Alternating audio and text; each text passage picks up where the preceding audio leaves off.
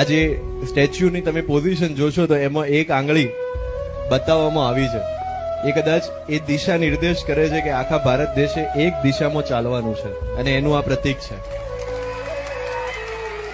Doctor Baba Saheb Ambedkar એ માત્ર કોઈ particular જાતિ, કોઈ પર્ટિક્યુલર સમાજ કે કોઈ પર્ટિક્યુલર વિસ્તારના નેતા નથી, એ રાષ્ટ્રીય નેતા છે.